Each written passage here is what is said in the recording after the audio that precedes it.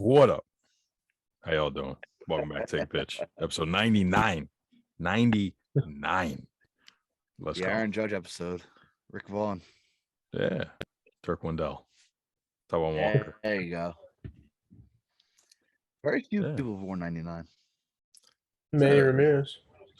Oh, it's true. Manny did wear 99. 𝒑𝒂𝒂𝒂𝒂𝒂𝒂𝒂𝒂𝒂𝒂𝒂𝒂𝒂. There you go. There's a name right There's there. a name for you. Wow. I saw highlights of the 06 NLCS with the Mets and the Cardinals with 𝑑𝒐𝒂𝒅𝒊𝒏𝒈 catch, right?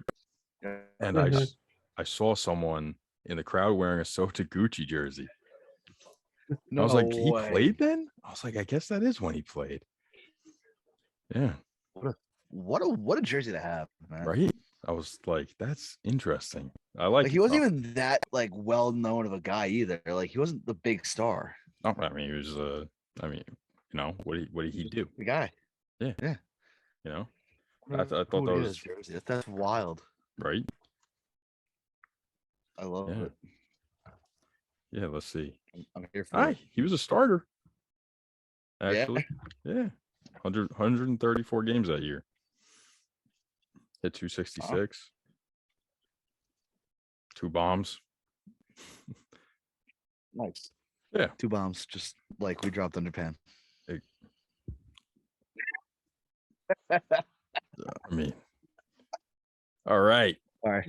Sorry, you handed that one to me on a silver platter. You handed that to me on a silver platter. We'll see you at episode 100. That was just a meatball down the middle. So, well, if you're listening, I'm sure you know the World Series starts on Tuesday.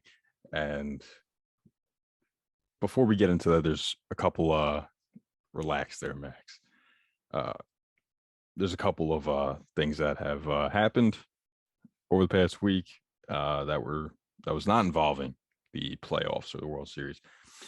First being, congrats to Chris 𝒂𝒂 on long-term manager. He will have him for the next 3 years.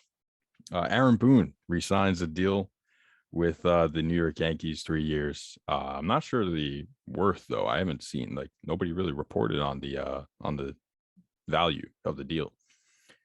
It's like for pennies because they know that Aaron Boone has no other options, and they really don't change their managers. They don't do that often. I know he was one of the lowest paid managers. I'm sure. I mean, I don't know. I know they kept saying that you get what you pay for there.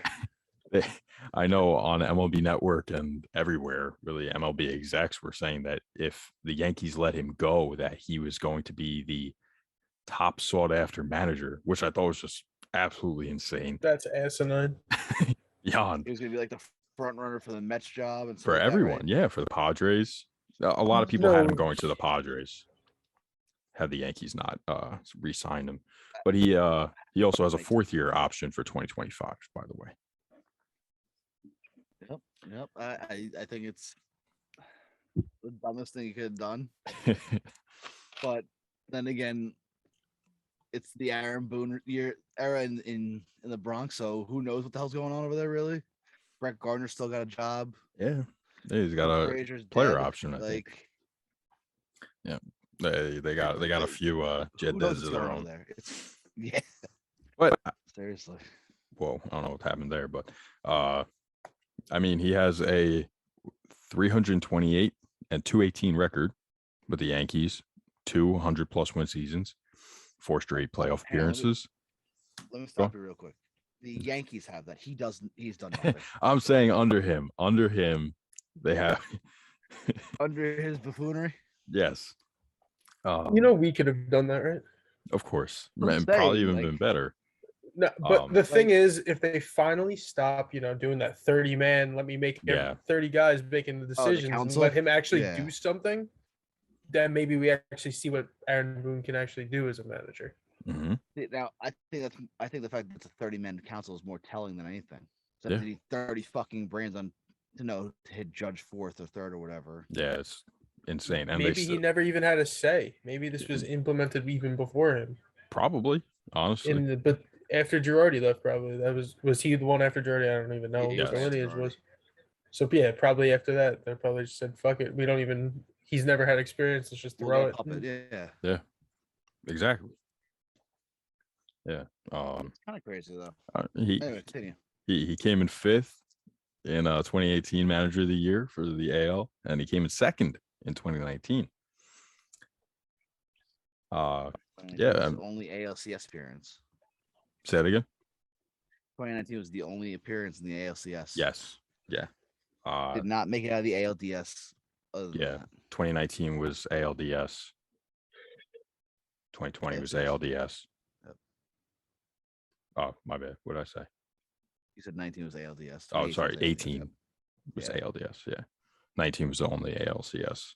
And that's when Altuve hit that homer. But anyway. I just think I think everyone knows our opinions on it. Me and Mike talked more about it last week, obviously, but Max, you can touch on it a little bit if you want. Any opinions? I mean, for me, it's more of a you have a guy like Mike Shildt out there. Why not talk to him? Say, hey, listen, is this kind of because Mike Shildt comes from a Cardinals organization, structure top to bottom and respect the Yankee way kind of thing, the Cardinal way. Mm-hmm. Didn't hurt to have him in for an interview. Yeah, I think Mike Shildt would have done a great job with the Yankees and probably won a World Series of 3. All right. That's. I just think it's stupid not to interview. That's all. All right. No, yeah. I mean, like, I get you have the deal in place, but there are other options. Like, yeah. I mean, but at the end of the day, if you're, using that 30-man team to build a lineup, then what's the difference? What do you need Mike Shildt for? Yeah. Yeah. Yeah. If you're just going to use the analytical team, what's the difference? Yeah. I mean, do you think analytics have ruined the game? A little bit, maybe. Ruined? No. I think they've gone a little too far, though. A lot of the times, I think they've gone too far. Yeah. I think so, too. I think it's just, like, especially in the Boone situation, like, you got 30 guys. First off, there's 9 lineup spots. It's 26 roster spots. Why do you have 30 guys? Picking working 9 on names this. Out of 26. It's not even out of 26. The Yankees have out of what, 15? Yeah, especially with the amount of talent the Yankees have, there's no need for that. Yeah. Yeah. That's just my 2 cents there. It's. I think that. I mean, I'm sure there are other teams that are doing that too. Probably like the Dodgers. I'd imagine. I wouldn't be surprised if they did that. Again, that's another team. Too much talent to even have to do that. Yeah, exactly. I mean, if you don't know how to build a lineup out of those teams, like you shouldn't be a manager. You shouldn't have a job. No. Yeah, that's where I do agree with you that analytics have gone too far. Analytics have become the final word and only. They don't use any common sense anymore. Mm-hmm. Yeah, it's like feel is gone. Like, people who played the game forever have no clue. Mm-hmm. That's interesting because, like, these guys literally lived it. They've been through it, and now we're turning to Aaron Boone, who was a lifetime bench player for the most part. Was he? He had his claim to fame is the one big home run. Well, yes, of course, I know that. Right, turning to a guy, some quality control coach who's been in your organization for 18 years, or a bench coach who's been with you since 2007, as we'll get into in a minute with the Cardinals. They're hiring puppets. You surprised? Because they run on numbers. It's sad. Yeah, it's how it is. It's how it is now. Yep, sad. Yeah. But as I mentioned with the Cardinals, they pretty much locked in their new manager today. Yeah, reported as of right now, anyway. Scheduling to have a press conference Monday morning at 10 a.m. Oliver Marmol is going to be the Cardinals' next manager, reportedly. A guy similar path to Luis Rojas, beloved within the organization. Was kind of with the minor league clubs, and came up with the young crew. Drafted in the 6th round by the Cardinals in 2007, 2 picks ahead of Anthony Rizzo, actually. Played until his 2011. He was the Gulf Coast League Cardinals hitting coach in 2011. The Johnson City Rookie Ball Cardinals manager in 2012. Palm Beach Cardinals in 2015 as their manager. We all know about the Palm Beach Cardinals and their wonderful Twitter account. And he was their first base. He was the what? Their feud with Jacob deGrom. Oh, it's so funny. And he was with the big league club starting in 2017 as their first base coach. Transitioned to be the bench coach in 2019, and has been in that position since. Yeah. And now reported to be the next only manager. 35 too. Only 35, crazy. Yeah. Young. I'm starting to wonder if we just hand in our resume, could we get a job? We're Billy, you're closer to 30 than the rest of us, but it's fucked up, man. Don't need to mention that. It might be time for you to hand in that resume. Say, hey, he's hiring these guys with some baseball experience who are young as shit. Why not me?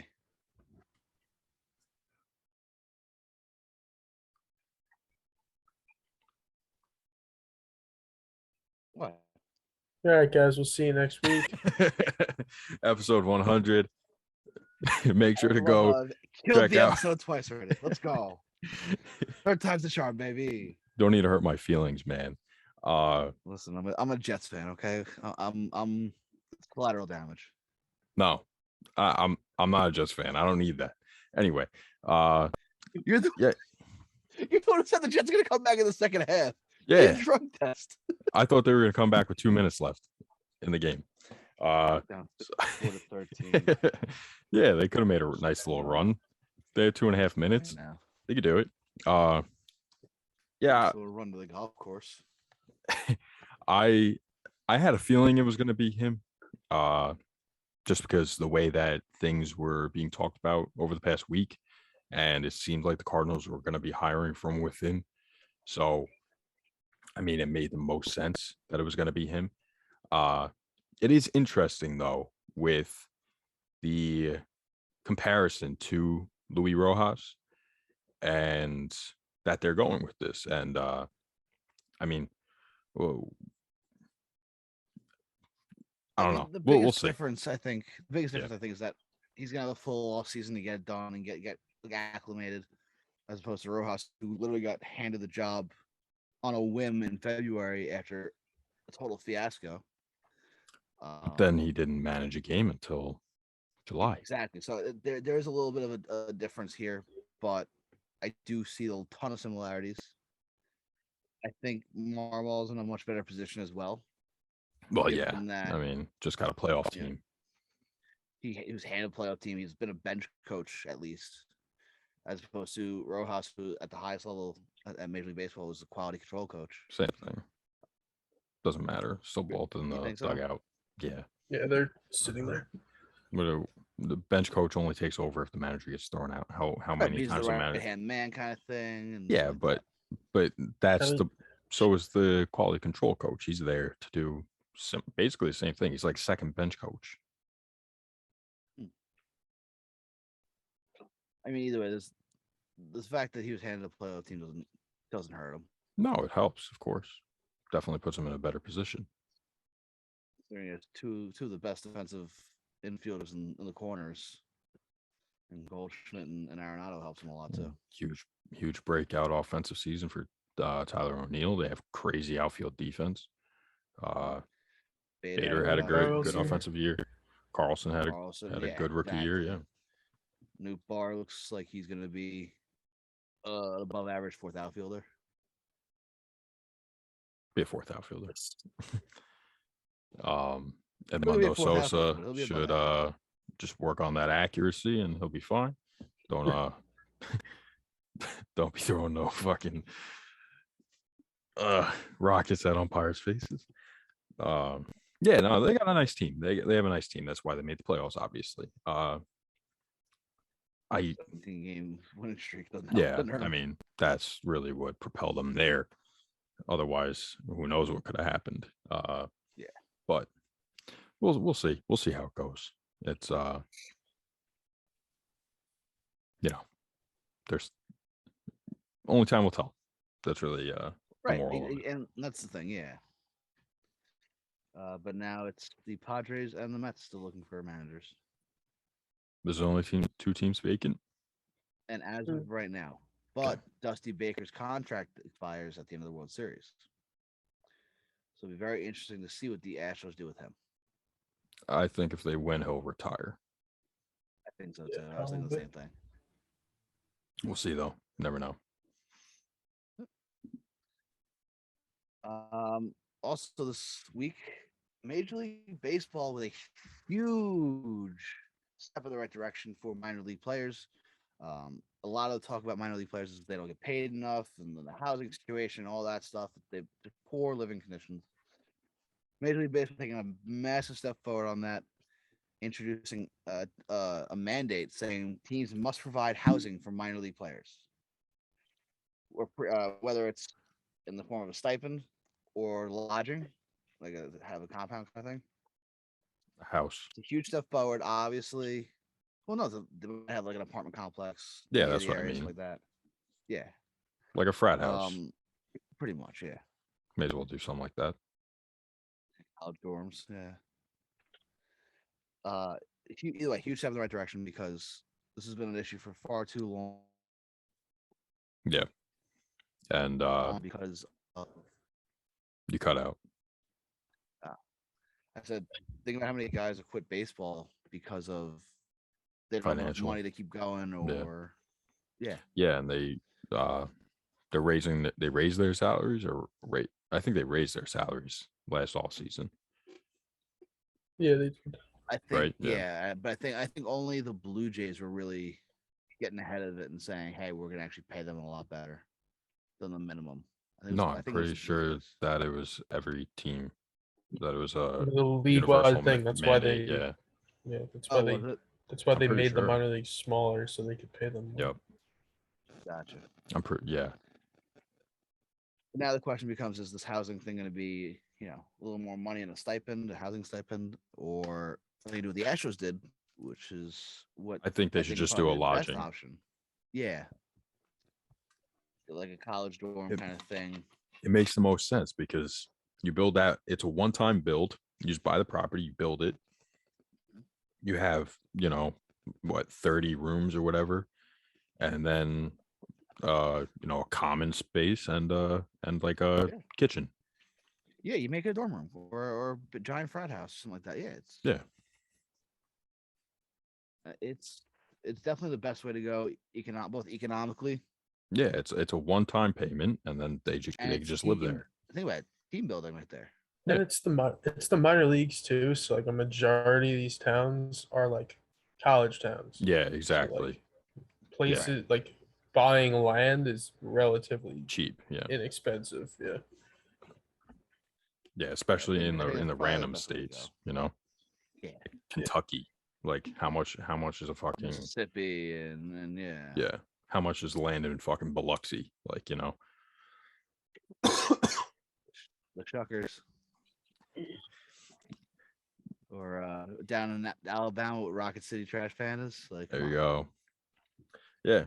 It's about time, man. That's really it. Yeah.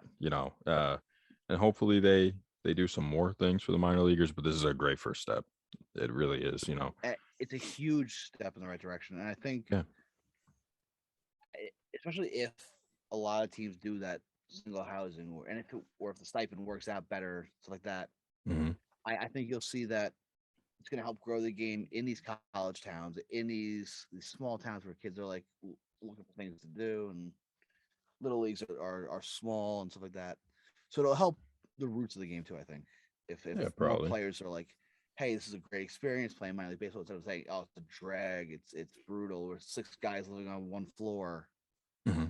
stuff like that. Yeah, exactly. I also think you'll see a lot better product on the field too. Why? These guys, again, 6 dudes in one living room. They're all the air matches. I don't think you're going to be seeing fatigue as much, or they'll be able to have their own space and have a little more money for the healthier foods, or this and that, or whatever it is. I think you'll see a better product because these guys will be able to take care of themselves better. Yeah, it's really an investment into the players, really. The guys who will eventually be your major leaguers. So to help them, and it was a no-brainer. But yeah, and how much could it really be? I mean, what's the average that a major league team takes in a year? I'm not sure. I think the average is around. Mike knows. Mike's the math guy. No, I remember talking about it last year. I think it's around. I don't remember exactly. It's a couple billion, I think, that they take in revenue. So what is that really to that? That's really nothing. So they made around 122 million. Wait, say it again. They generated around $122 million in revenue. Average for a team? Yep. Really? It was kind of that was 2022. 2020. Okay. Okay. So multiply it by. You'd probably have to go back to like 2018, 2019 to kind of really get a. Yeah. Oh, either way, this year, it's going to be what? Maybe it's not going to be much. That's really the moral of the story. It's not going to be much. It's nothing to these teams, and it makes really no difference. So good first step. Oh yeah. All right. ALCS. What a wild series that was. It was. The Astros ended up winning 4-2. Sure. 3.5, 3.5. What happened? It's 350 million. Okay, that's the average. Okay, that was 2019, which was like the highest. Wow, that was the highest. Yeah, that was the peak revenue generation. Very interesting, actually. It is interesting. So ALCS, yeah, the Astros won, going to the World Series. High-scoring games. Yeah, it was a wild series. Just the offensively. Lowest scoring game was the last game. It was 5-0. 5-0. Yep. Every other game had the highest scoring had at least 9 runs. 9-5 and 9-5 and 12-3. And they had 5-4 in game 1. Yeah, 9-2 and then 9-1. Yep. So it's just an insane series. After game 3, it looked like Boston had all this momentum and everything was going to go right for Boston. The Astros just said, "Fuck you." That's what it was. They were in Boston, right? So that was big for the Red Sox to split in Houston. Game 1 and 2, yeah. They had to have that happen. And it helped that Garcia was out with an injury. It helped that the offense was clicking. Evaldi shoved. Yeah. Rodriguez shoved in game 3. It helped that those guys really stepped up. Yeah. Because the one thing that you've been very critical with the Red Sox is their pitching. Yes, sir. And for those 2 games, these guys looked like fucking Cy Young candidates, except for like 2 or 3 pitches.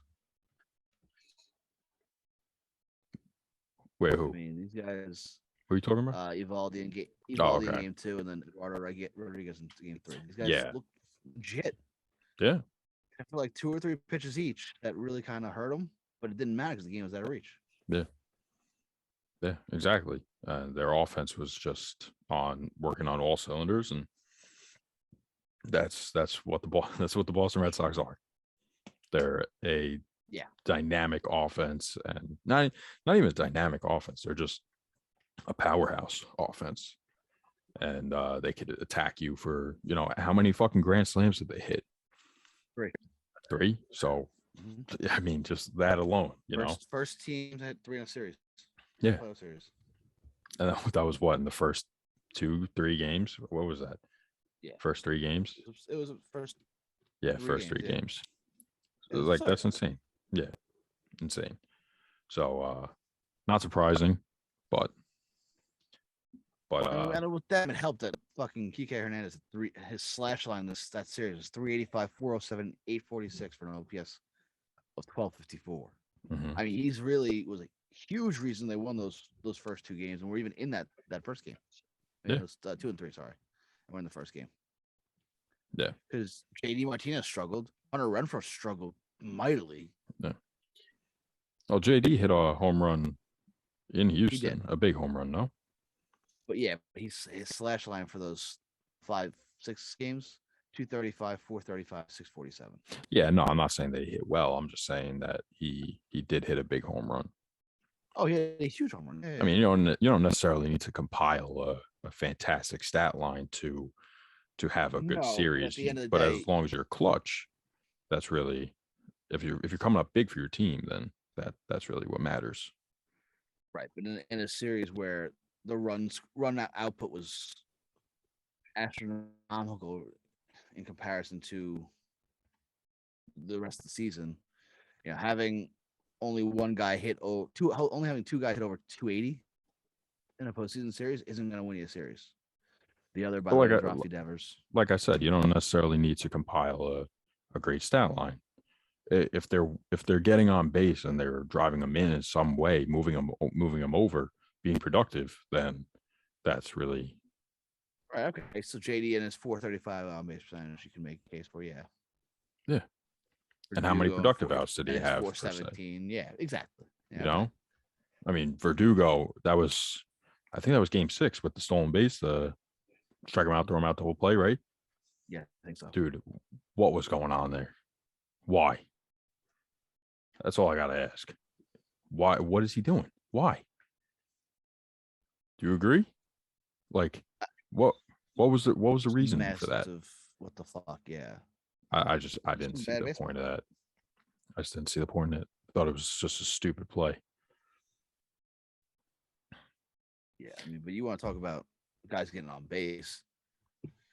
Let's look over the Astros. Yordan Alvarez, a 538 on base percentage. Bregman, 308 on base percentage for a guy who had 217. Listen, I'll take that.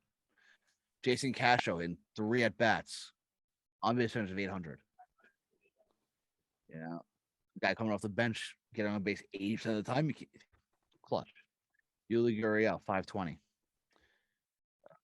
Who's the other one? Kyle Tucker, 320. Again, Kyle Tucker had more of a right time kind of on base. What does that mean? He was more like he got on base at the right times and when they needed him. He was also 6 hitter, so he was clutch, is what you're trying to say. Yes. At the end of the day, the Red Sox fucking suck. And they're 28 on the power rankings going into next year. Boom, I just said it. No one expected the Red Sox to be here. I'm kidding. Yeah, no one expected the Red Sox to be here. No. I mean, internally they're like, yeah, we have a good club. We're a playoff team. I think maybe internally they could say that. I don't think anybody actually really thought that. Maybe they thought they had a good offense. Sure, they did. There's no way that anybody could have gone into the season and said, 𝒑𝒓𝒂𝒅 is our 3 pitcher and we're going to do great this year. Come on. Hit a great playoffs. Yes, he did. He did. I'll give him that. He's a shit pitcher though. He's not good. But this may have been his best year actually. So I'll give him some credit on that. I fucking hate Eduardo Rodriguez. I think he's trash. But like Macca said, he's either amazing or he's garbage, and that rang true. So, yep, yeah, no. But again, hats off to the Sox because again, no one expected them to be there, and they really fought. Aside from I mean, first off, Game 4 wasn't even that bad of a game. It was 9. The only reason it was 9-2 is because that one inning where it should be, I think Eovaldi, the ninth inning where there was 7 or 9th. Yeah. For the Astros, like that, just got away from them. Yeah, they just kept in that hitting. Game. Mm-hmm. Yep. Mm-hmm. Yeah, so it wasn't even a blowout in terms of this is not a watchable game. It was a very good game. It's a very good series. Most of the way through. Fantastic offenses. Yeah. So the Astros are just a more complete team. You know what I think the big thing was is the Astros have that experience. 5 straight ALCSs. They've been to the World Series now 3 of the last 5 years.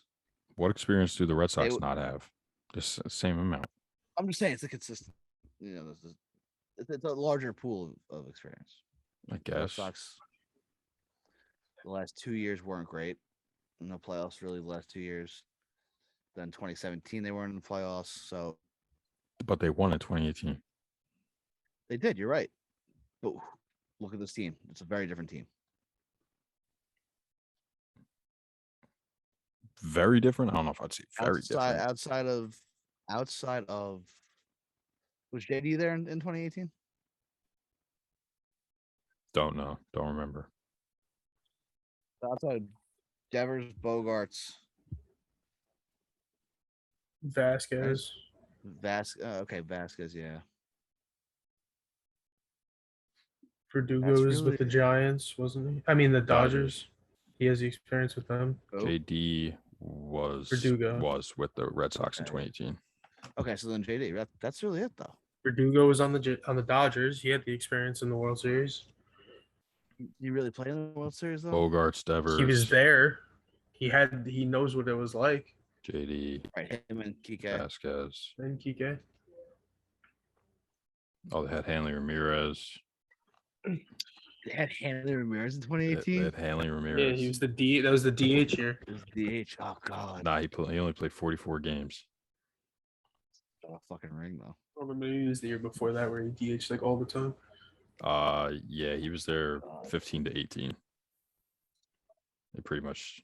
That's it was 2017. He DH'd the entire year. But anyway. But look at the pitching difference. Rick Porcello, David Price, Chris Sale, Eduardo Rodriguez, Nathan Eovaldi, Kimbrel was their closer. Right. They had Joe Kelly. It was a great back end. Meanwhile, you have Hansel Robles, Martin Perez, Adam Ottavino, Ryan Brazier. Can't forget Garrett Whitlock. Come on now. Tanner Houck. I'm just saying the guys in these high leverage situations that should be there. I mean, obviously Whitlock and Tanner Houck were key. It's just a totally different look. They didn't have a great bullpen this year. And as we've seen with pitchers, especially with pitchers going at an all-time low for innings in the playoffs, you need to have that great bullpen. Yep. Yeah, with how quickly it turns over. Yeah.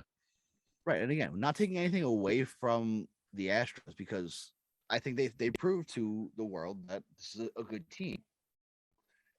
This is a team, and personally, I think it's time to move on from the cheating scandal. I think it's time to forgive. You were never even on it. Yeah, I wasn't, but I think it's time to say, you know what, fuck it, get over it. Am I wrong? No, I just thought it was funny the way that you posed that. Yeah. You should have posed it as a question. Because dude, you're wearing a fucking full Astros uniform right now. I'm sure you got baseball pants on too, and fucking Astros underwear. No, baseball pants. No. Like, ain't wearing. Come on, we we all know that you never were even on that board. But so we'll I pose also it. love. Hey, I also love to piss people off. So like that's a big reason why I was ever on that train. But okay, now repose as a question. No, do you think it's time like the Astros? To forgive the Astros? You know what? Sister Mary Catherine, my homegirl, she said it's time. It's time. It's time. Yeah, you know what? I think the Astros have proven themselves to be a good team. Move on, yes. Forgive, sure. Yeah. Borderline, don't care. It's still gonna be there. Like whenever you think of the Astros, right. It's always gonna be there. That was my next thing. Forget it, never. I'll never forget it. And that's really it. Never forget out here now. Damn. I'll never forget that they did that. No. Heavy shit. This is something in sports that you don't know. With how big it got. No, yeah, no, of course. And they got off the hook so easy with fucking not having to play with any fans in the stadiums last year. Right. They were so lucky. They got a decent bit of it early in the season this year.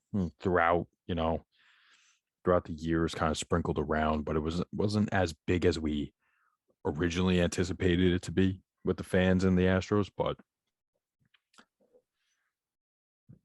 yeah, that's it's time. It is time to move on. It's been a while now, and we know, assume that they're not cheating anymore. Can't obviously say that we know for sure. They don't seem like they are. And they have a good club. I mean, what can you really say? They have good players. Like, you can't tell me that Carlos Correa and Alex Bregman aren't good players. They were top 2 draft picks. So, of course, they're good players. Yeah, I mean, they're great. With Bregman, it's just been the injuries really lately. Well, yeah, this year, yeah.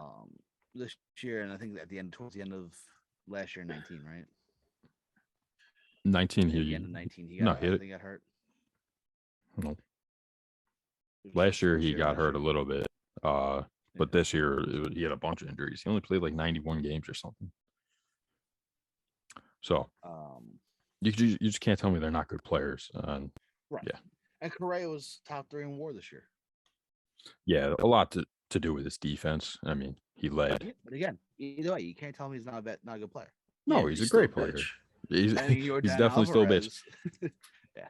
I mean, Yordan Alvarez, ALCS MVP. I mean, geez. He's an dude can hit a ball a fucking country mile. Like, yeah, they're cheating. He's cheating.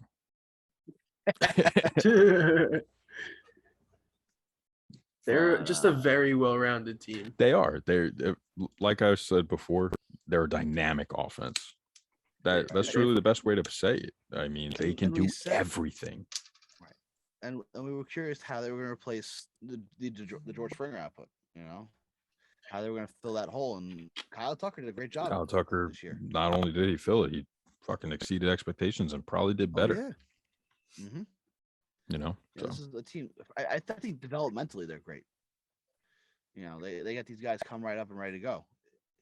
Now Kyle Tucker's kind of been there on the skirts for quite a while. Yeah, he's been there a couple years. I'm just saying, like the developmental aspect of it, like they put him in a spot where they knew he would be able to succeed. He sucked for the first 2 years he was up.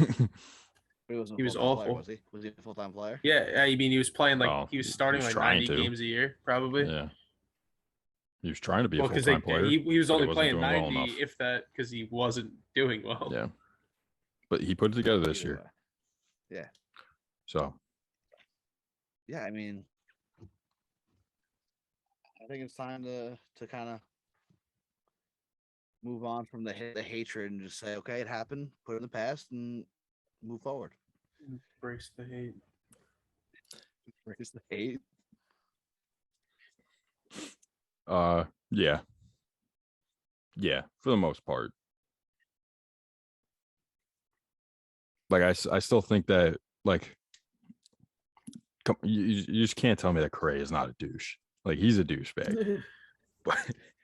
but the thing is, just never call out the Astros. As long as the Braves keep their mouths shut, they have a good shot at winning the World Series. Yeah. If they call out the Astros in any way, you just over. Carlos Correa is just gonna come. He's be like, we didn't do shit, and then they're just gonna fucking they're gonna rope you.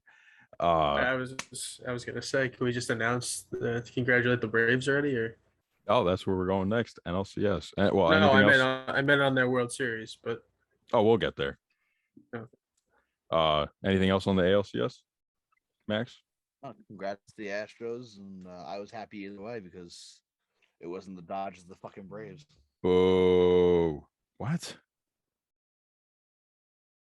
What the hell does that mean?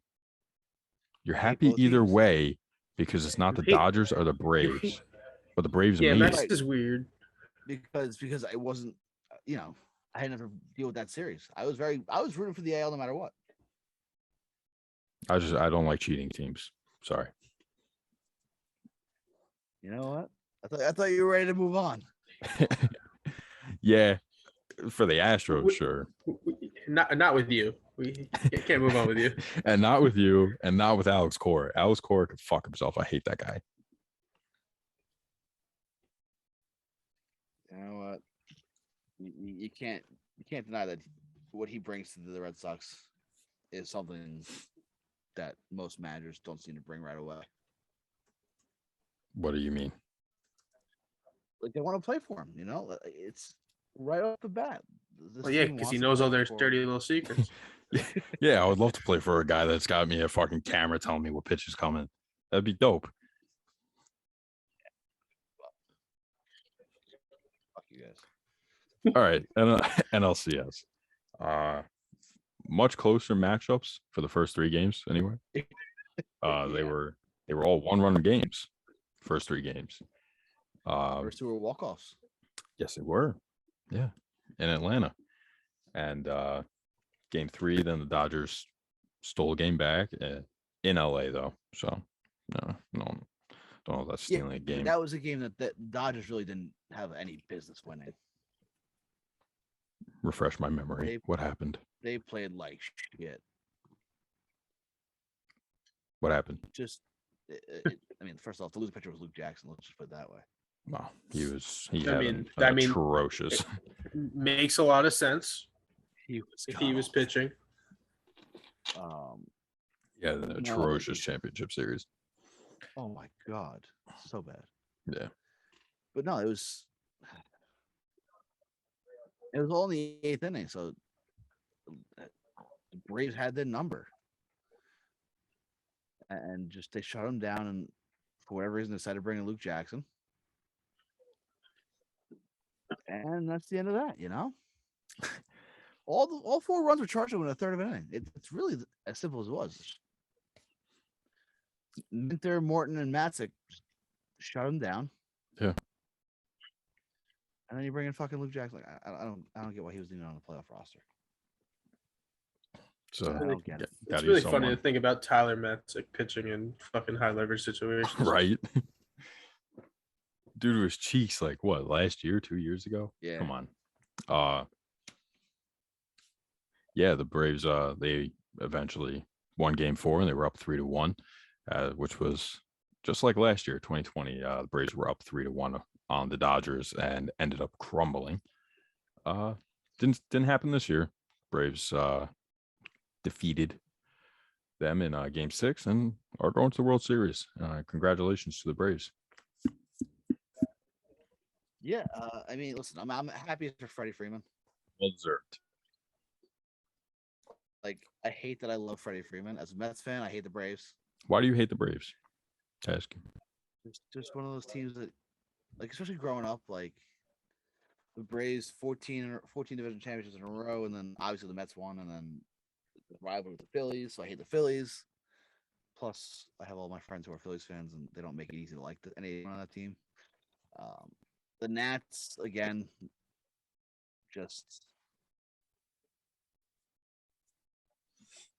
we don't like the Nats because they were kind of irrelevant for a long time. I'm fine with the Nats. Even when they were good, they never bothered me. So what I'm hearing is Max's theory on sports is if you are in the same division as the team that I like, I do not like you. Aside from the Marlins, apparently. How about the Marlins, Max? Oh no, the Marlins I fucking hate because I see them more than any other team. Like when I go to games, I see more Mets Marlins games than ever, and the Marlins just always seem to be a problem for the Mets. No, it's because you're there. We already did the math this season. Well, I put my deposits down for a 20-game plan, so. Oh, I'm so sorry. Do I have to contact the owner? Let him know. Hey, listen, we're already 20 in the hole this year. In contact with Steve. We're already 20 in the hole.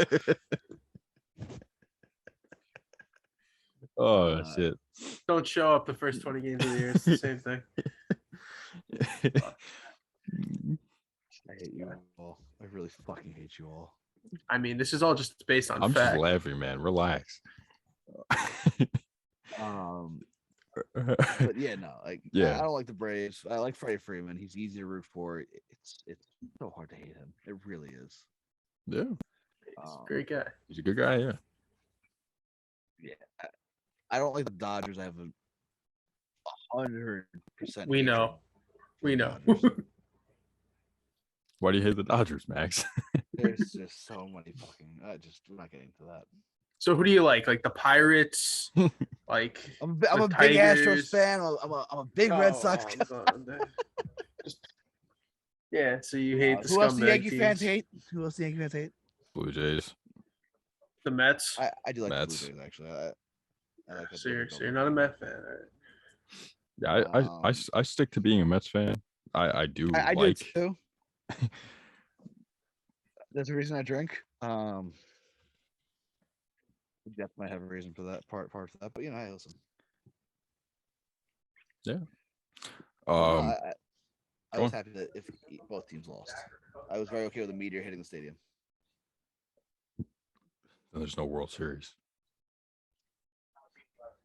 Yeah. Dodgers still are reigning champions then, Max. 60-game season. Yeah. It's still be the champion.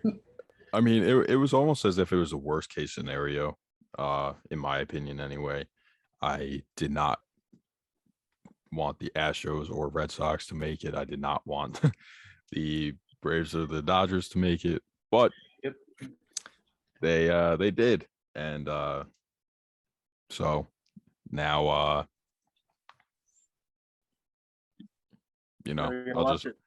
just go for the team that has the longest drought out of the four, so it's the, or the so two now. Braves. Yeah, it's the Braves. Dodgers just won last year. Red Sox have won fucking the most in the past 20 years. Boston is just overprivileged with their sports. I kind of think you're a bitch if you bandwagon on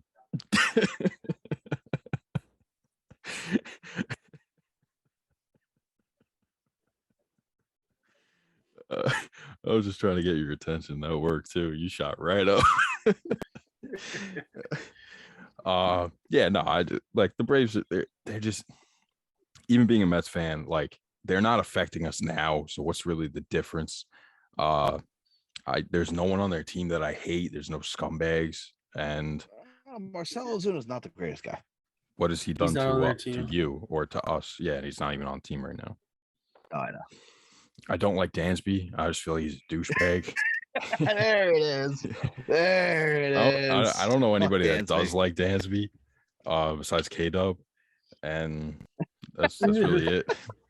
That's still one of the stupidest trades from the Diamondbacks. No one will ever understand that trade. Fucking Shelby Miller. Dude, that dude had the most hype around him in the last 20 years out of anyone. He was good with the Cardinals. He's very good. But so, moral of the story, I feel like with the NLCS was a rematch of 2020, and the other headline was the Dodgers missing, a plethora of players. They didn't have Kershaw. Let me go to my page where I have it actually. Yeah, they Scherzer lost has arm issues. Kershaw, Joe Kelly, Max Scherzer, Max Muncy, and Justin Turner. So and Trevor Bauer. Trevor Bauer, yeah, they didn't have. They were out Trevor Bauer for the longest. I mean, July. It helps to have no, it does an arm talent. But I'm talking about who they lost recently. Trevor Bauer is a special case. He's got the asterisk next to his name. Yeah, we'll call it that. But who knows if Max Scherzer was fully healthy? Who knows what happens in Game 6? You know, Walker Buehler. If Max Scherzer starts Game 6, we're going 7, no doubt. If he's fully healthy, probably, but we don't know that. You know, a lot of what ifs. You know, it's one of those things that would, down the road, Dodger fans will be saying, "Oh, we didn't have these guys, so I wonder, would they have really won or this and that?" You know what? It's part of the game. You deal with it. Mm-hmm.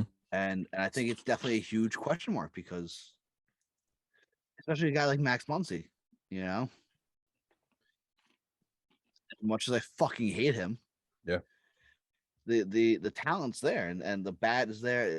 He would be a huge boost to this offense, which, in all reality, couldn't really get it going that much against these Braves relievers like Matzik and Minter and these guys. Yeah, every team is a what if. If the Mets have DeGrom the entire season, do the Braves even make the playoffs? Yeah, exactly. Yeah, all these guys don't get hurt. Yeah, it's a game of luck. DeGrom the whole season, do they make the trade for Baez? Do they make the game of health? It's a game of health and luck. That's all it is. So what ifs run this game, and I hate it. No, it sucks. Don't watch sports. Don't watch sports. Honestly, the Jets are pushing me towards that. They are. Watch football. Just watch other teams. I'm really trying. No, but then I'm not a real fan. Fuck you guys. You don't need to be a real fan. I also can't watch other teams because it's New York, and if Jets are on, they're fucking on TV. Just watch Red Zone. Just watch Red Zone. Yeah, or that. Anyway, it was a good series though. I mean, every game was close besides game 4 and 5. Those were both kind of blowouts. Tyler Matzik though shoved inside. Yeah, dude. In game 6, dude, his back must be fucking killing him today from how heavy his fucking balls are. Because, dude, that was insane to just fucking go after everyone. He on his entire fucking back. To just go after Mookie Betts, fucking chucking a 97 mile an hour fastball right down the fucking dick, dude. Your balls, dude. He's king balls. That balls dude is steel. Steel. They are the biggest, heaviest shit. Like, dude, that was like insane. Randy. He's like Randy in South Park where he's got the wheelbarrow. Feels like Serrano from Major League. Yeah. Oh man. Oh man. Oh shit. No, but dude. Max, go like that again. Yeah, you kind of look like Dusty Baker when you do that. Yeah, right. He's like this. Yeah. He's hunched over with his fucking 2 gloves. No, he's 72. So you don't have a glove on, Max? No gloves. You're just wearing the clear ones. God damn it! Why you gotta ruin it, man? Come on. No. You sanitize your rubber gloves, right? All right. Anyway, I hate people who do that. Yeah, I mean, Max, you were wrong on both series. I was. And I was very wrong. Not only that, you got both the games wrong too. You said 5 games for the Dodgers and game 7 for the Red Sox. Yes. Yep. You thought it was going to be Red Sox Dodgers. It's okay. You can't be. I was looking forward to a rematch. Yeah. Well, the real rematch that everyone wanted to see, I think, was the Astros versus Dodgers. No one cares about Red Sox Dodgers. I'm sure Dodgers fans do, but they won't even get to see World Series at all. But nobody will ever be as bad as Ben Verlander, dude. That was fucking hilarious. Did you see that, Max? Dude, it's just he's annoying. Mike and I went over that last week, and it was probably the funniest thing. Ben Verlander's annoying. He is. I agree. Like the only reason he has a job, and it's because of his brother. They're funneling his shit is his brother, and we have a better podcast than he does. Let's be real here. But even on our worst days. But don't say that to him because he gets very offended. Dude, doesn't he live by the block button? Yes. Yeah. He blocked some kid. I was watching I was reading the comments on something, and some kid was like, you only have a job because of your brother. And he was like, oh, it's not because I played D1 and played 5 years in the minor leagues. And then the kid goes, yes, because of your brother. And then he blocked him. And the kid was like, he fucking blocked me, bro. It was funny. But yeah. Oh man. Anyway, anything else on the championship series? Shout out to the Braves. Yeah. That's really congratulations to the Braves. At the end of the day, they beat the champs. Yeah. And that's really what it comes down to. Yep. Exactly. And Tyler Matzek was massive fucking balls. Eddie Rosario with his fucking massive stick. Are we dumb? Yeah, the NLCS MVP, Eddie Rosario. ALCS MVP was Yordan Alvarez. Eddie Rosario had a fucking Jesus Christ, 14 hits in 6 games, tied the postseason record. Was set a Braves postseason record. Yep. Dude, when he hit that ball to deep center and like it was the 8th, I was so hoping it dropped. Why? Or off the wall or something like that. I wanted with the line out. Oh. Off the bat, it looked nice. Yes. I thought it was all. I thought it might have gone out off the bat. I didn't realize how much of a line drive it was though at first. And you and I were talking about this last night too. Truist Park looks massive. Yes, it does. But it is small. See, I didn't actually think it was massive. I thought it was like average. And yeah, and then I comped it. It plays big because of the high walls, but it's the camera angles they use too. It makes it look so big. Yeah. Yeah. I mean, I'm sitting there thinking like, holy shit, this ballpark's massive, and it's smaller than fucking Yankee Stadium. Yep. Which is crazy. When we give the Yankees shit for playing in a fucking sandbox, but like the Braves out here playing in fucking God knows what, playing Little League fields. Yeah, pretty much, right? Are you pulling it up right now? Yeah, yeah. Oh man, this shit is tiny. All right, well, pull it up anyway. Ballpark or the it's also the weather there makes it play bigger. What do you mean? It's always humid. There we go. 400 dead center. Wow, it really is small, a lot smaller. I mean, it's a lot longer down the lines. No, it's just that's just right down the line though. That's it, right down the line. Yeah. Other than that, it's smaller than the Yankee Stadium. Yeah, unless you pull it down. Yeah, unless you pull it down the line, it's not really no difference because you could literally see how Yankee Stadium curves in. Yeah. You know, whereas this is just straight, flat. So that's interesting. Yeah.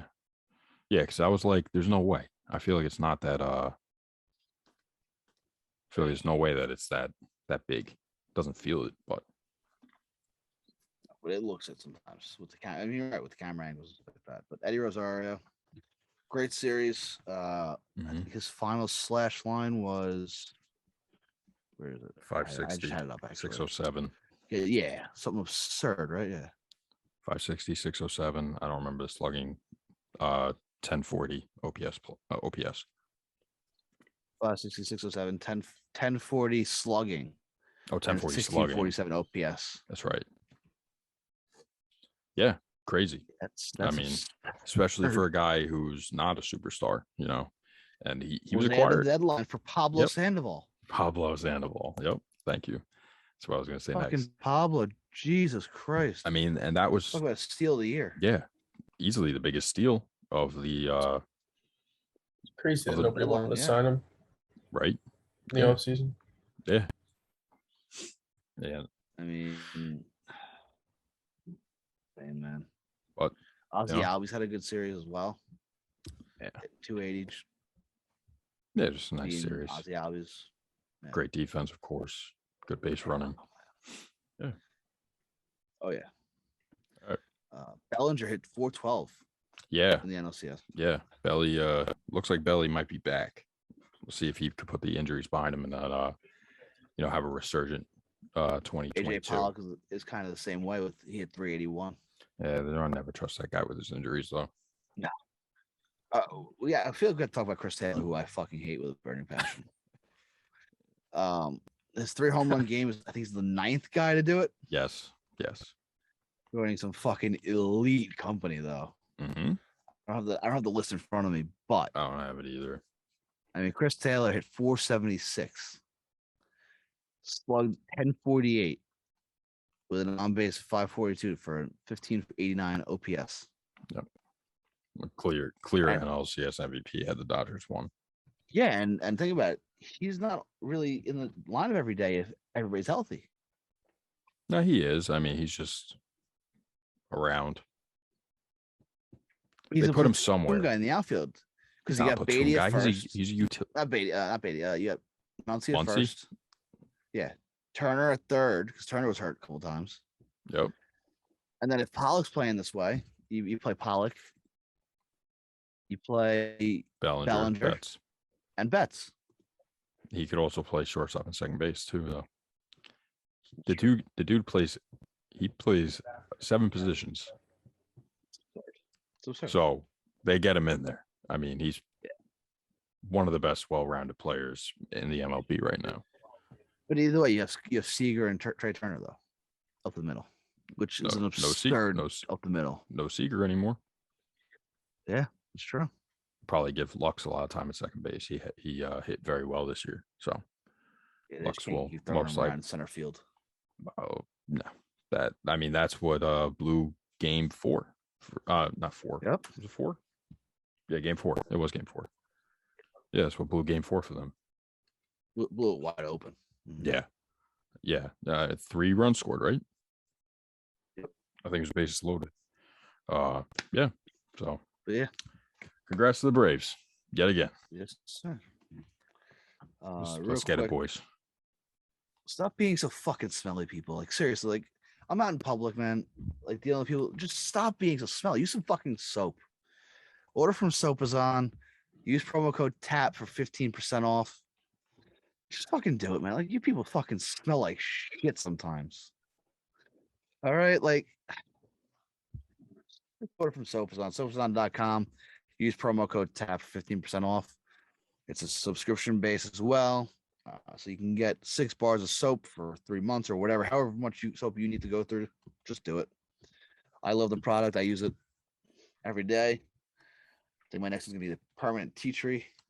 Peppermint tea tree. I can't read because I'm fucking stupid. Are you going to get the softball one? There's a softball one too. I might get the softball one. You know, I might see what that's like. Nice yellow box. But yeah, looks good. I do like the pine tar a lot. Yeah, I do. It's probably my favorite. So I'll probably be ordering a few more of those. Mm-hmm. But yeah, stop being so goddamn smelly, people. Get some soap. Get your fucking soap. We're getting back into daily life, and you know it's time to get clean. We take care of our hygiene again. Yeah. And it's the perfect soap to use after a nice long day.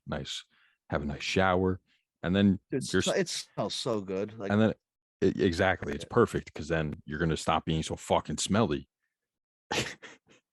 You go out to the bar with your friends after a long day, but you smell nice because you use soaps. Exactly. Another little ad I want to read because my buddy started on his own business, healthy juices. So check this out. It's a company called Freshly Pressed. It's a small business based on Long Island. So there's natural cold pressed juices to your front door. All juices contain natural ingredients like fruits and vegetables, and you can place your order online at freshlypressedny.com. Get your order delivered within 24 to 48 hours, depending on where you're at. I had one of the juices, by the way, and I don't drink green stuff. I don't really eat greens at all either, but it was good. I don't like, these fruit juices is not kind of my thing. You don't like definitely spinach? Be ordering. I like spinach, but I wouldn't drink it in a juice. You know. I love spinach in my fucking smoothies. Great addition. Yeah. Hell yeah. Check this out then. You should check it out because. No, I make my own smoothies, but thanks. Well, Freshly Pressed is only servicing Long Island, Queens, and Brooklyn right now. Mm-hmm. Website is currently has 6 different selections of juice to choose from. and you have the option to create your own juice how you'd like. Give them a follow on Instagram at freshlypressedny. That's the handle. And again, go to the website freshlypressedny.com to get yours. I got the I think it was all natural, I think it was, or the whatever the green one is that my buddy does, and it's sweet. It's nice. I actually like it a lot. So I do recommend that. Cool. Yep. Very nice. So I'm gonna throw that shout out in there, and hopefully get some orders out of that. Because I enjoy it. Cool. Didn't even tell me about that one. Nope. Forgot to drop that one in there. All right. So main topic. World Series. Astros versus Braves. And it will be in Houston starting on Tuesday. The Astros will have home field advantage. And yeah. No, we'll start off right here. Let's hear some predictions. Who do you think's Mike, going you to want win to go first? Braves in 6. Max? You know, if Tyler Matzik can shove like he did this in the NLCS, the Braves are gonna have it's gonna be a hard time beating the Braves. But I don't know. So Astros in 6. I'll go Braves in 7. Yeah, Let's go. it's gonna be Big chop, guys. This upcoming. Oh, I'm big on the tomahawk chop. That reminds me, Rio Ruiz. Here They're gonna play just like how I played with him. I'm gonna go like this for you, Max.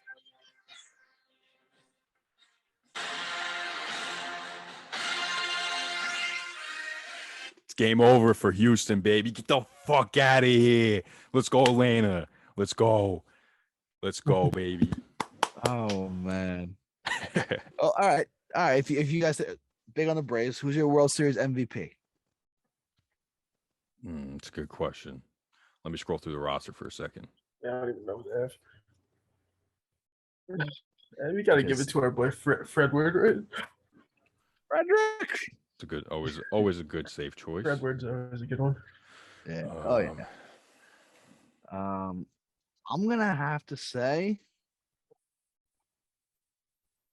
Michael Brantley. Okay. It's a good one. I'll go with Brantley will be yes. I mean, a good series. I'll go with Adam Duvall. Adam Duvall. Yeah. Dude, I know you saw the video. Mike, did you see the video of Duvall's kid with fucking the Blooper. mascot Blooper? No, yes, I did see that. Best friends right there. Wholesome content. If you haven't seen it, go look for it. It'll make your day a lot better. Oh yeah. And whoever's in the blooper costume, shout out to that guy, man. Like, just doing your job the right way right there. Oh yeah, definitely. Using your powers for good. Oh yeah. Unlike some mascots who are chaotic evils. Who's that? Looking at you, the Reds mascot. Fucking coked out Mr. Met with a mustache. You can't prove that. It's his cousin. God, Max, you're just insulting the entire family. Like, what are you doing? Well, I got to be honest. Mrs. Met did leave me hanging at the last home game of the year, so understandable. I'm not very happy with her side of the family, at least. All right, I got another question. Who is going to? You said Duvall, right? Yeah. Who is going to steal the base and give America a free taco? Who's going to do it? Well, if they didn't trade Miles, if they didn't trade Miles Straw, I would have said Miles Straw. True. Ozzy Albies, Max. That's who I was thinking of also. Yeah. I mean, if it's the Braves, it's him. Yeah. If it's an Astros, I'm gonna go without 𝒂𝒂𝒂𝒂 or Dansby. Those are the two options for the Braves. Dansby's got an option, yeah. Chas McCormick, yeah. If he gets on base. Yeah, well, that's those are like your four guys. Yeah. I guess. Yeah, I'm sticking with Ozzy though. I like that. I like that pick. That's what I think also. Can't wait for that free taco. Oh yeah.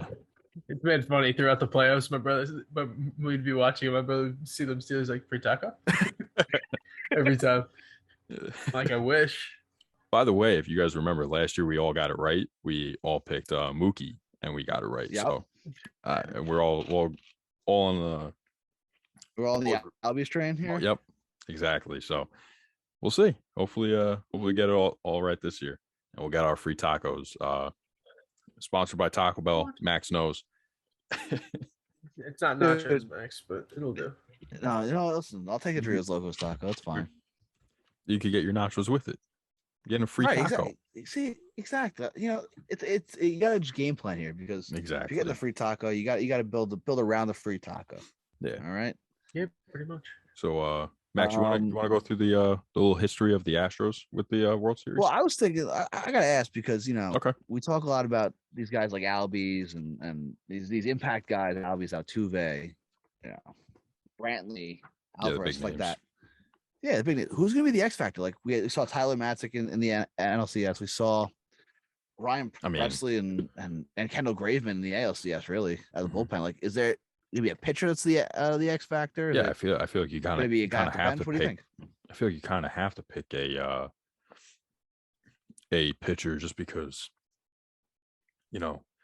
it's the guys off the bench are really just going to be pinch hitting one at a game. So kind of hard to choose one of them, in my opinion, anyway. Right. It's a good question though. Give me a guy who isn't on the forefront of everyone's mind that could make a huge difference. I really feel like it's the starting pitching for the Braves. I feel like that's the make or break. Pitching that the Astros have faced all postseason.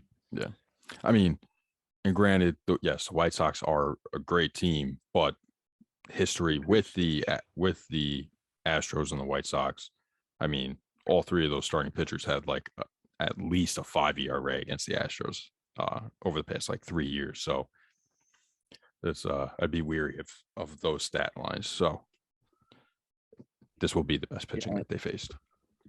Yeah, I mean, Ian Anderson threw really well. Yeah, in Game 6, followed by Matzek and Minter, and Minter and Matzek. Anderson's a dog. Yeah, in that bullpen, it seems to be working for the Braves, and I think those two guys are going to shape this entire series. Okay, I mean, yeah, it's hard to disagree with that. Big game Charlie Morton. He he's been there. And he's done it. I mean, he's been in at least the league championship series. I guess all five of the last 5 years, right? Or was he not on the 2017 Astros? But I think he was. I think he was. Yeah. Yeah, he was. Yeah, So he's been in the league championship series every year over the last 5 years. This guy has been there. He's done it. So he's been in the World Series twice, now three times in the last 5 years. He's been in the World Series. So Charlie Morton, I'll take him. He's my pick. I know he's not really a back guy, but I think he's my X factor. Well, I mean, who do you go to in the Astros on the Astros side of things? Because now McCullers won't pitch in the World Series, which is a huge blow. It is a huge blow. He was having a great year. How do you go with anyone besides Luis Garcia though? I mean, Game 6, dude. Right. Just electric. He had a very good rookie season, but he was on a different level. And he just had a tremendous Game 6. He kept them in there. 24 years old, for man. 6. What was it? 5 2/3 hitless innings. Yeah, something like that. Yeah, something like that. I know he went into the 6th with going hitless. So yeah, I mean, it's a starting pitcher of the Astros because without McCullers, it's Garcia, Urquidy, Valdez, Greinke. I mean, what is Greinke going to do? They pulled him through less than 2 innings. Yeah. And then 2 I think. Yeah. Yeah. So Garcia. It'll be interesting to see how they handle the starting pitching. How Dusty does that. I mean, they really only have 2 starters that you can really have any trust in right now. Yeah, and then that Garcia bullpen with Graveman and Presley. Mm-hmm. And 𝑚iLB Garcia, who they brought over from the Marlins this year. 𝒑𝒂𝒅𝒊𝒏𝒈, remember 2019? That was. Mm-hmm. He had he was crazy in the league championship series. I'm gonna pick Framber Valdez. Okay. I'm sticking with Luis Garcia. I mean, just what he showed. I know Valdez had one of the lowest highest ground ball rates in baseball this year. So that's gonna be huge against the Braves too, keeping them in the ballpark. They are a team. They had the biggest difference this year to last year in launch angle. So that will be interesting to see. So speaking of how Dusty Baker handles his pitching staff, Dusty Baker is in his 2nd World Series appearance. The last one didn't go so well. 0-2 with the Giants. Most notably, the big thing that came out of that one was that his son almost got run over at the plate. Who saved him? JT Snow had to rescue him. Good job. And now his son is in the Nationals organization as just drafted this year. Yep. My, how time flies. Oh yeah. He is the 2nd oldest manager in Major League Baseball behind Tony La Russa. So it'll be interesting to see if he, and so far he's kept up with the times with the analytics and making moves based on numbers, some advanced metrics. But will he stick to his guns and as an old school manager here in the World Series? It's gonna be interesting for me. 9th manager in Major League history to win a pennant in both leagues. So congrats to him on that. Mm-hmm. We kind of touched on this. The rest of the stuff that we had here is that McCullers out for the World Series, and the Astros pitching is going to be really the difference here in whether who wins the World Series. Yeah. Again, their 3rd World Series in 5 seasons. Obviously, the experience is there with these guys. It's interesting. Yeah. It's a very interesting matchup. Yeah, definitely. I don't know if you want to take the Braves or not. Yeah, sure. It's their first World Series appearance in 22 years since 1999. They have won 18 pennants in their history, 6 since moving to Atlanta in 1966, 10 since becoming the Braves in 1912. And they won a World Series in every city they've played in: Boston, Milwaukee, Atlanta. A little bit on Brian Snitker. He is a baseball lifer, first and foremost. This guy has spent 45 years in the Braves organization. This was his 45th year with the Braves. Seriously? Yeah. Holy shit, I didn't even realize that. Yep. And it's his 6th season as Braves manager. It's his first World Series appearance, obviously. And he's led them to 4 straight playoff appearances. And he's the oldest manager in the National League at 66 years old. I like Snitker. I like him a lot. I do have a question, though. It's a little off topic from the World Series, but you look at the 2 managers, Snitker and Dusty Baker, both old school managers, showing that the old school still works, right? Mm-hmm. Do you think that will influence the Mets and the Padres? That's a great question. I mean, I don't know how Mike feels about this, but I know me personally, I think you look at a guy like Snitker, the biggest thing is he doesn't really do analytics. Never really did. Mm-hmm. Hated it.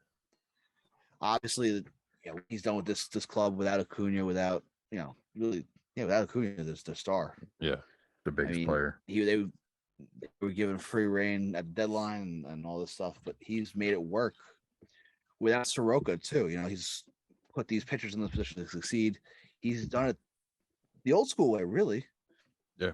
Obviously, you bring in the shift aspect with that, and Dusty is just I think one of the most underrated managers in baseball. I mean, this guy can right the ship with the best of them, and it's an interesting question because I think you look at a team like the Mets and the Padres, they need that old school, that experience. Can't go with someone new. So I think like a Buck Showalter kind of guy. Now, Buck Showalter has been incredibly hesitant to embrace analytics as a whole, and obviously Snitker was. What are you talking about? He's literally said multiple times that he's open to it. No, who am I thinking of that isn't? Don't know. There's one old school manager that's a big name. I was very hesitant about it. I'm trying to remember. I saw it on Twitter the other day. I don't remember. Well, all I know is that Buck is on MLB Network, and he said plenty of times that he's open to learning it. Well, either way, it's. I think that both those teams need an experienced manager to get him over the hump. Yeah, agreed. I mean, they're both there. They're both ready to compete. So yeah, I don't know how Mike feels, but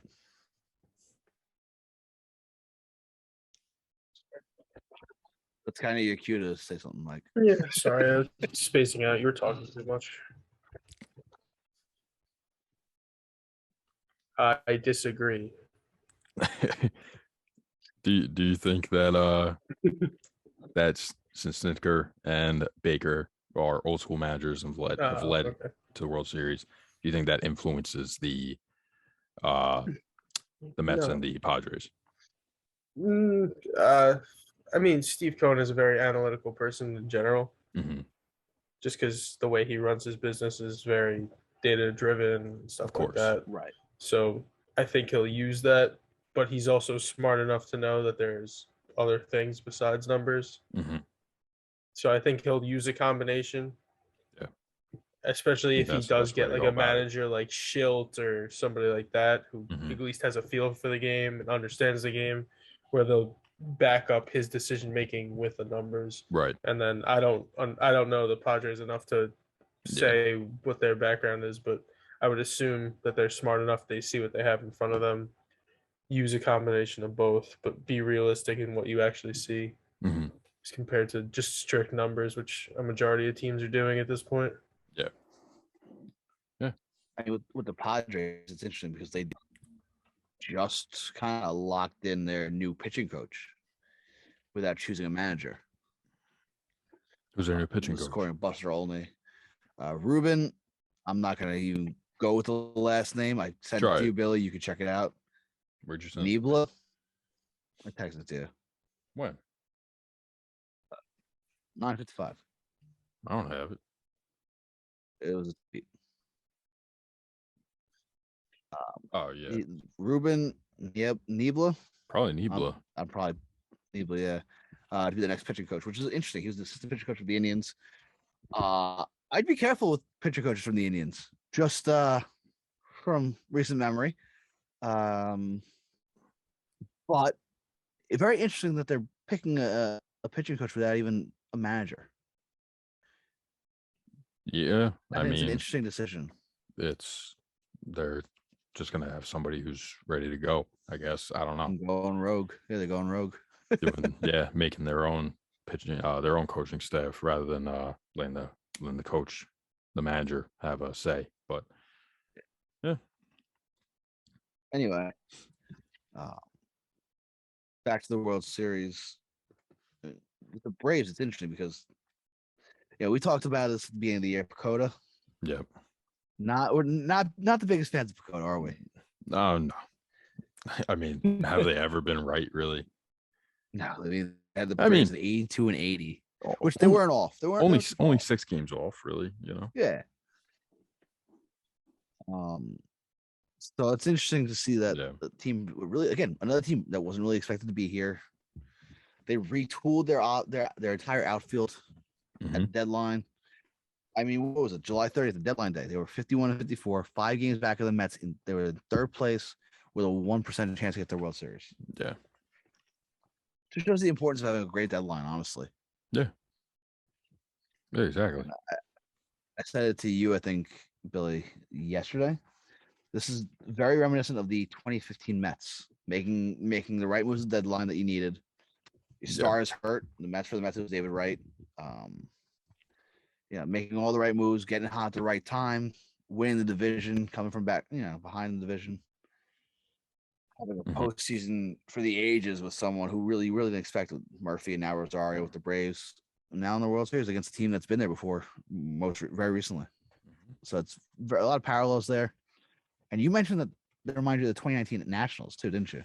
I think you said that. Yeah, similar with just being so low at never really taking the opportunity to take the division. I mean, the Nationals were horrible in the beginning of 2019, and so were the Braves for the first 2/3 of the season, and both climbed their way to success. So the two National League East comps, we have one won the World Series, one lost the World Series. So the Braves are the tiebreaker here, I guess. Obviously, it's the same thing. Yeah. Obviously, we're rooting for Freddie Freeman. 12 years of the Braves, first World Series. Again, very similar to David Wright. Yep. The heartbeat of that team, the franchise. Yep, exactly. I mean, with the Braves, they're lucky. They had Chipper. They went from Chipper to Freddie. This is an organization that the face of the franchise was there. It'd be nice to see him get a ring. I mean, granted, I'm not rooting for it because I picked the Astros, but hard to root against Freddie Freeman. This guy stinks. This guy stinks. Yeah. That's just me. And that's really it. I ain't got nothing else. I'm just excited to have Joe Buck on mute and watch World Series baseball. I'm excited to have a different team in the World Series. Yeah. Team that we haven't seen in 22 years. 22 years, yeah. So that's I think that's the thing that I'm most excited for. Just like I'm tired of the same fucking teams over and over, man. Yeah, I agree. And again, this goes back to the whole salary floor and teams be competitive. Yeah. Well, teams that will spend money. We'll be definitely talking a lot about that this winter. Oh yeah, we have a lot to talk about in terms of the off season going forward. But episode 99, in the books. Yes, sir. Braves, Astros, World Series starting Tuesday on Fox. 8 p.m. Billy and Mike have the Braves. I have the Astros. I don't know who Macca has. He said the Braves. I'm pretty sure he said the Braves. Do you think that he's going to pick the Astros? He's not picking the Astros. Come on. Oh, who knows? Real quick, don't forget to buy some merch. Get the hats. Listen, place an order. We'll get it to you. We're ready to get it out and working on a little holiday design here in the coming weeks. Really excited to get some stuff out to you guys. So don't forget to buy some merch.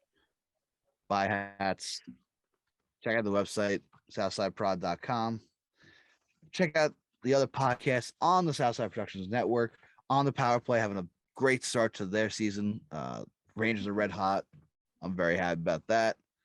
The boys are buzzing. They got some great content over there. I jumped on an episode 2 weeks ago. They're fun. I thought that was last week. Check them out. Oh, no, it was 2 weeks ago. No, you're right. I forgot we haven't recorded. Yeah. Go on. From the tips, again, more great content. If you want something entertaining, let's check them out. Golf content. You can learn a lot about golf. Tri-State Sports Beat's on a bit of a hiatus right now due to some scheduling issues, but check out their older stuff. And we're not going to talk about the cut. Because I still have to figure that out. Working through some things here. I had a great idea for it. And turns into we might have another podcast soon.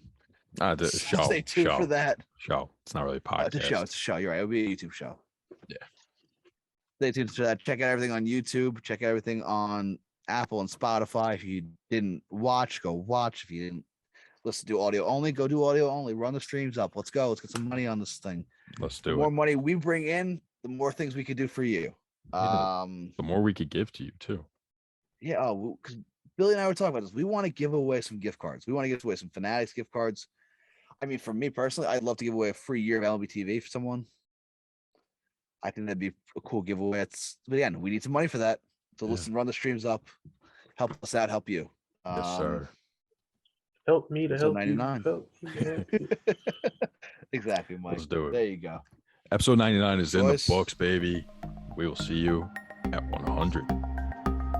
Sir. Peace.